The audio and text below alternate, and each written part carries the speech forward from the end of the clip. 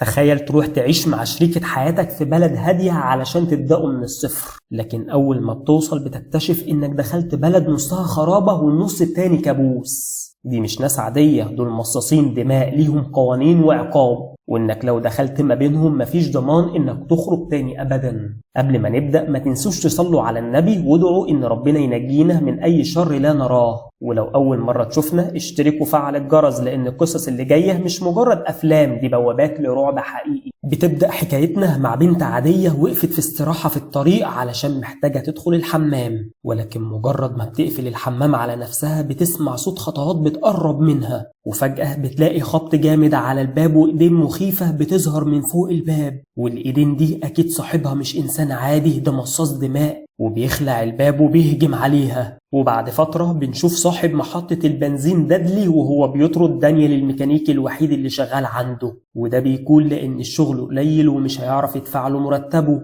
طبعا ده بيصدم داني لأنه عنده فواتير وإيجار لازم يدفعه، وبيحاول معاه كتير لكن دادلي بيكون مصر، فبياخد باقي حسابه وبيروح لجودي حبيبته البار اللي بتشتغل فيه، وبيقابل نيك صاحبه هناك وبيكون معاه بنتين بيحاول يتعرف عليهم. ولما جودي بتشوف دانيال بتعرف ان في حاجة غلط، وبعدين بتسأله ايه اللي حصل، فبيقول لها بصراحة دادلي طردني من الشغل علشان قليل، وهي كمان الوضع بيصدمها لانهم طبعا مش هيقدروا يعيشوا بالملاليم اللي بتاخدها بقشيش في البار، ولان المصائب لا تأتي فرادى. نيك بيتخانق مع واحد من الزباين اسمه جون بسبب البنات اللي معاه، ولما بيروح داني يحل المشكلة جون بيضربه بوكس من غير ما يقصد، وبيتخانقوا مع بعض، فبيجي صاحب البار من غير ما يفهم ايه المشكلة وبيطرد جودي من الشغل، وبكده بيكونوا هما الاتنين عاطلين عن العمل، وبيخرجوا من البار وهما مش عارفين يتصرفوا ازاي، وبيكون داني عاوز يروح البيت، وبتفكروا جودي ان صاحب البيت عايز الايجار النهارده، ولان مش معاهم فلوس بيقرر داني انهم ياخدوا حاجتهم ويمشوا بما انه كده كده هيطردهم، وبيفضل سايق وجودي بتتخانق معاه لانها مش عايزه تمشي من البيت لانها اخيرا حست انها مستقره في مكان، وبتقوله انها زهقت من السفر والتنقل، لكن هو ما بيكونش عنده اي حل تاني. وفجأة بيخبط في حاجه، وفي البنزينه بنشوف جون هو والبنات اللي معاه بيحطوا بنزين في العربيه، لكن دادلي بيشوف بنت داخله الماركت فبيروح يشوف هي بتعمل ايه،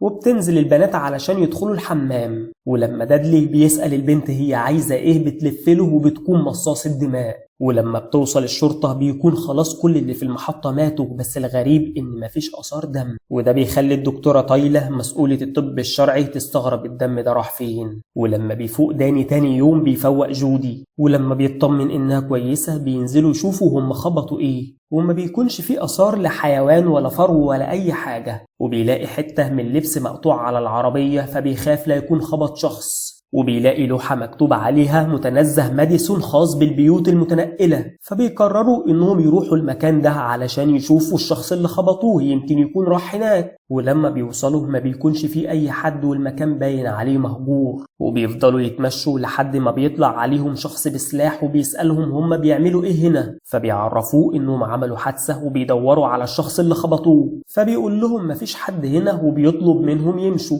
فبيسألوا داني لو كان يعرف مكان يلاقوا فيه شغل، فبيقول لهم يرجعوا للمكان اللي جم منه لان مفيش شغل في المنطقة دي خالص، بس بيسألهم لو كان ليهم اهل او حد هيدور عليهم، والمفروض ان ده مش سؤال طبيعي، لكنهم بيجاوبوه وبيعرفوه انهم لوحدهم، فبيقول لهم انه ممكن يشغلهم وبيعرفهم ان اسمه فورد، وبيقول لهم ان الشغل المطلوب منهم هو الصيانة وبس، وبيطلبوا منه يفكروا شوية، وبيرجعوا لعربيتهم وبيكون داني مش حابب المكان وحاسس ان كل حاجة غريبة، بس جودي بتقوله انهم محتاجين فلوس للأكل والبنزين، وبتقوله كمان انهم محتاجين مكان يناموا فيه، وان مؤقتا الشغل ده ممكن يساعدهم، فبيرجعوا لفورد وبيعرفوه انهم موافقين، وبيفتكروا ان البندقية اللي معاه علشان الحيوانات البرية، فبياخدهم لبيته وبيعرفهم انه هيوفر لهم 3 وجبات وهيخليهم يعيشوا في البيت ده، ولما بيرفضوا وبيطلبوا منه فلوس كاش افضل وهم هيوفروا مكان سكن تاني، بيقول لهم مفيش سكن تاني وان الفلوس مش مشكلة،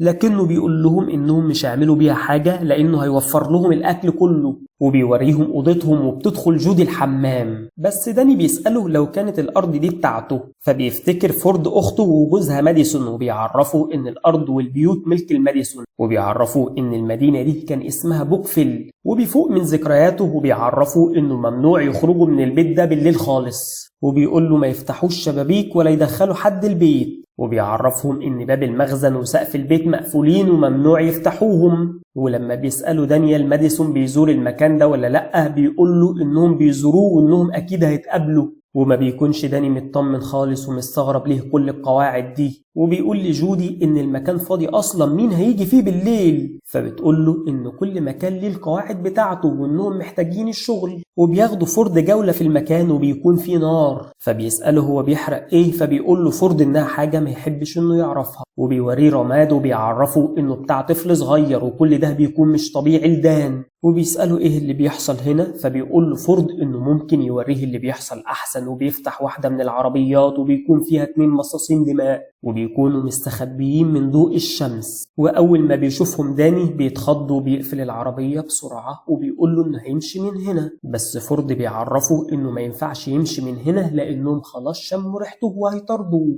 ولأن داني ما يعرفش إيه دول، فورد بيقول له بما إنك هتشتغل هنا لازم تعرف إنت هتتعامل مع إيه، وبيعرفوا إن ماديسون في مخزن البيت وإن بوكفيل مليانة مصاصين دماء وريحته هو وجودي بقت معروفة، وإن علشان كده ما ينفعش يمشوا من هنا. وبيضحك دانيال وبيفتكر إنه بيهزر، بس فورد بيزعق له وبيقول له إن ده حقيقي ولازم يتقبله، وبيعتذر له علشان اتورطوا في حاجة زي دي، لكن بيقول له إن هم اللي جم المكان بنفسهم. وبيسألوا دانيال لو ده كان حقيقي بجد هو إزاي عايش عادي وما تحولش زيهم، ففورد بيقول له إن ماديسون سمح له يعيش علشان يهتم بالمكان ويتأكد إن مفيش حد هيقرب منهم بالنهار، وإنه بالليل بيستخبى في البيت وما بيخرجش منه. وكل ده بيكون صعب على دانيال، وبيسألوا لو هربوا إيه اللي هيحصل، لكن فورد بيعرفوا إنهم هيلاقوه أيا كان المكان اللي هيسافر. ولما بيرجع البيت جودي بتكون فاكرة إنهم كانوا على سقف البيت لأنها سمعت حد بيتحرك هناك، لكن داني بيقول لها إنهم ما كانوش هناك وبيعرفها إنهم مش هينفع يمشوا من هنا خالص. وبيطلع فورد على السقف وبيتكلم مع ليلى بنته اللي بتكون متحولة لكن بتفهمه، وبيقول لها إن في 2 هيسكنوا معاه في البيت ومحتاج إنها تنزل المخزن علشان يستقروا في البيت. ولما بتسأله هم ليه هيقعدوا هنا، بيقول لها إنه مش هيفضل عايش للأبد ولازم يخلي حد بيثق فيه يهتم بيها. ولما بينزل من عندها بيكون بيعيط، وبيقابلوا داني وجودي فبيقول لهم إن كان في حيوانات في السقف وكان بيطردها، ولما بتعرض جودي عليه المساعدة بيرفض. ولما بيناموا داني بيسمع صوت وبيصحى، لكن لما بيقرب من الباب المقفول فورد بيزعق له وبيقول له إنه لازم يلتزم بالقواعد لو عايز يعيش. وفي نفس الوقت ده بيكون نيك خارج مع واحدة من البار وبيلاقوا ليلى في عربيته، ولما بيقربوا منها بتهجم عليهم. وتاني يوم دكتورة تايلة بتكون مستغربة الوضع وبتقول إن أول ضحية كان دمه كله مش موجود، والبنت اللي كانت مع نيك ماتت لكن هو نجي من آخر هجوم، وبتكون متأكدة إن ده مش حيوان، وبتفترض إنه مصاص دماء. بس المحقق كان بيتريق عليها وطبعا ما بيقتنعش، لكن هي بتقول له إنه مش مصاص دماء واحد وإنهم كتير، وبتقول له لازم يعرفوا مكانهم وإلا يستنوا ضحايا أكتر. ولما بيروح فورد يطمن إن كل حاجة طبيعية، داني وجودي بيكونوا هيمشوا، بس داني بيفضل بسبب فضوله وبيقول لجودي إنهم لازم يعرفوا إيه اللي في المخزن ويدوروا على المفاتيح في أوضة فورد. وبيروح المحقق لصاحب البار وبيسأله عن جون، فبيعرفوا إنه كان سهران عنده هو والبنتين اللي ماتوا معاه، وإنه كمان اتخانق في اليوم ده مع داني وجودي، وإن داني هدده إنه هيقتله. وبيكون متضايق من داني قوي وبيقول للمحقق إنه كمان كان بيشتغل عند دادلي وطرده من الشغل في نفس اليوم اللي اتقتل فيه. ولما بيرجع فورد البيت داني بيديه المفاتيح وبياخد البندقية وبيقول له إنه لازم يوريهم إيه اللي في المخزن، فبيقول لهم إن هم اللي اختاروا وبيفتحوا عادي، وبتطلع ريحة سيئة جدا. ولما بينزلوا بيمسكهم ماديسون وبيسألهم هم بيعملوا إيه هنا، فبيخافوا من المنظر وبيقولوا إنهم وصلوا هنا بالغلط. وبتقول ليلى إن باباها هو اللي بعتهم، فبيقول لهم ماديسون إنهم لازم ينفذوا أوامره لو عايزين يعيشوا. وبيروح كيم ودكتورة تايلة لنيك المستشفى بعد ما فاق، وبيقول لهم إن اللي هاجمه مش حيوان لكن مش إنسان برضه، وبيوصف لهم إنها بنت صغيرة وكأنها ميتة، وده بيأكد شكوك دكتورة تايلا. لكن كيم بيفضل مش مقتنع وبيقول لها إنه مش هيمشي غير ورا الأدلة لحد ما يلاقي دان. ولما بتقول له إنه بيضيع وقته بيقول لها إنه ما ينفعش يطلع يقول للناس إن في مصاصين دماء وخلاص. ولما بيطلع داني من المخزن هو وجودي، فورد بيعرفهم إن ليلى بنته، وإنه نقل هو وهي لبيت أخته بعد ما مراته توفت، وإنه كان بيحاول يتأقلم على فقدانها ورعاية بنته الكفيفة في نفس الوقت. وفي يوم عمتها أخدتها معاها يأكلوا الحيوانات، وفجأة لقوا واحدة بتأكل الكلب بتاعهم. ولما هو وماديسون راحوا يساعدوها، البنت هجمت ماديسون وعضته في رقبته، وإن بعد ما تعرضت لضوء الشمس اتحرقت، وإنهم ساعتها ما كانوش فاهمين هي إيه. وبعد كده راح فورد يجيب شنطة الإسعافات علشان يعالجه، بس لما رجع لقى أخته وبنته اتحولوا هما كمان، وماديسون ساعتها قال له يروح يخبي نفسه. ولكن العدد زاد وكل شخص اتعض هاجم ناس تانية لحد ما بقى كل اللي في بوكفيل مصاصين دماء. وبيعرفهم ان الكلام ده حصل من 20 سنة، وبيعرفهم انهم ما بيكبروش في السن خالص، وان بما ان ماديسون سابهم عايشين يعني وافق انهم يستلموا مكانه بعد وفاته. وبتكون جودي منهارة ومش مصدقة هم اتورطوا في ايه. وبيروح لهم فورد وبيقول لهم ان ماديسون بينادي عليهم والافضل يروحوا له بدل ما يجيلهم. ولما بيخرجوا من البيت كل مصاصين الدماء بيكونوا متجمعين، ولما بيشوفوهم بيكونوا عاوزين يهجموا عليهم، بس ماديسون بيقول لهم ان محدش هيأذيهم لانهم هم اللي هيحموهم بعد وفاة فورد. ولكن في واحد منهم اسمه بيلي بيعترض وبيقول له انهم مش محتاجين حماية بعد ما كان سبب في انهم بقوا مصاصين دماء. فبيقول لهم ماديسون ان اللي هيفضلوا معاه هيكونوا في حمايته، وان اللي عاوز يروح مع بيلي هو حر لكن نهايته هي الموت. فبيمشي بيلي واتنين معاه، وبيرجع داني وجودي البيت بسرعة وبيكونوا مش مصدقين اللي شافوه بعينيهم. وبيقول لهم فورد ان بيلي وماديسون كان ما بينهم خلاف طول الوقت، وان بيلي شايف ان ماديسون هيكشفهم قريب لانه بيقتل ناس قريب من بوكفيل. وبيعرفهم ان في ناس منهم ما بتلحقش ترجع قبل شروق الشمس، وانهم بكده بيتحرقوا. وبيتمنى ان بنته ما يحصلهاش كده في يوم من الايام. وبياخد كيم فريق من ضباطه وبيشرح لهم نظرية تايلا، لكن كلهم بيتريقوا عليها. فبيديهم صور الضحايا اللي كلهم اتقتلوا، وانهم ما بيبقاش في جسمهم ولا نقطة دم، وبيطلب منهم يخلوا الموضوع ده سر ما بينهم ولا حتى عائلاتهم تعرف اللي حصل. وفي نفس الوقت بيطلب منهم يدوروا على دانيال لانه مشتبه فيه. وبيروح بيلي المستشفى لنيك وبيجبره يرمي نفسه من الشباك. ولما بيروح دانيال ينفذ المطلوب منه بيلاقي واحدة منهم مستخبية تحت عربية وبتترجى يساعدها، فبيشدها للشمس وبيرجع لجودي وبيقول لها انهم لازم يهربوا من هنا، لكنها بتكون خايفة وبتقول له انهم هيوصلوا لهم وهيتحولوا زيهم، وبتقول له يستسلم. بس هو بيقول لها انه مستحيل يسيبها تتأذي، وبيقول لها انه هيجرب حاجة وهيرجع لها تاني.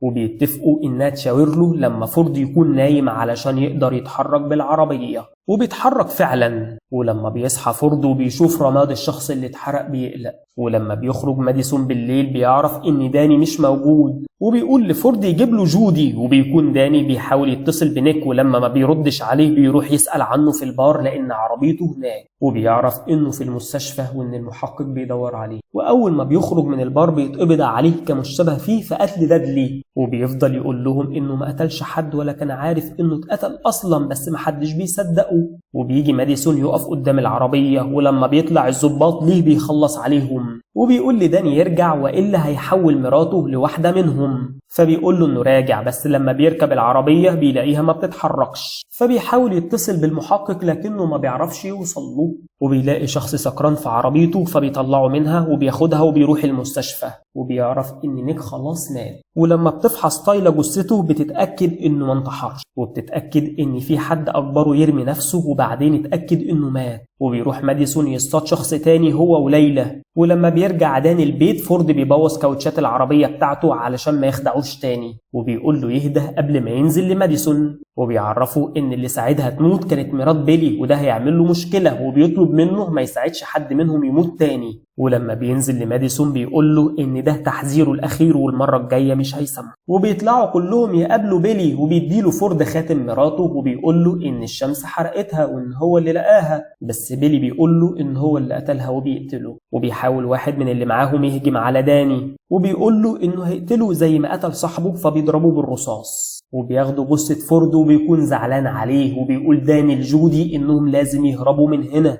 لكن هي بترفض وبتقول له ان ماديسون هيشم ريحتها. وبعد شروق الشمس بيدفن فورد وبيتفقوا انه هيروح يقابل المحقق وهي هتفضل في البيت، وبيديها البندقية علشان تحمي نفسها. وهو بيلاقي عربية في الجراج علشان يتحرك بيها، بس بطاريتها بتكون بايظة فبياخد وقت لحد ما بيصلحها. وأول ما بيمشي ماديسون بيعرف وبيخرج من المخزن، وبيكون هيحول جودي بس بتفتح الشباك وبتدخل الشمس فبيمشي بعيد عنها. فبيروح داني الكيم وبيعرفه كل حاجة، فبيجهز هو وفريقه علشان يتحركوا بسرعة. ولما بيوصلوا بيتخلصوا من كل اللي بيطلعوا من مخبأهم. ويتعرف جودي دانيال ان ماديسون عارف خطته. اما ماديسون فبيكون عاوز يهرب، ولما مراته بتقول له ما يسيبهاش لوحدها بيقول لها انها مزعجة هي وليلى وبيمشي لوحده. اما ليلى وعمتها فبيتخانقوا فبترميها ليلى في الشمس وبتستخبى وما بيلاقيهاش الضباط. وبيروح كيم وجزء من اللي معاه الورشة الكبيرة، وهناك بيهاجمهم 2 منهم بس بيقدروا يخلصوا عليهم. وبيعتذر كيم لدكتورة تايلة لانه شاكك فيها. وبتكون جودي عايزة تهرب بعربية الشرطة، لكن داني بيقول لها انهم لازم يلاقوا ماديسون الاول والا هيفضلوا خايفين باقي حياتهم منه. وبيدخلوا الجراج وبيكون هو مستخبي هناك، ومن غير ما ياخدوا بالهم بيسحبها وبيعضها وبيضرب داني رصاص عليه. وبيتجمع الضباط بس هو بيقدر يهرب منهم. وبعد 3 شهور بنشوف داني لسه في بوكفيل بعد ما كيم ساعده ياخد ملكية الأرض. ولما بيسألوا عن جودي بيقول له إنها كويسة لكنها مش موجودة، لكنها بتكون مستخبية في الجراج بعد ما اتحولت هي كمان. والظاهر كده إن مصيره هيكون زي مصير فورد بالظبط. ولحد هنا بيكون خلص فيلمنا النهاردة، وبنتعلم إن أوقات كتيرة بنفتكر إن الهروب من المشاكل هو الحل،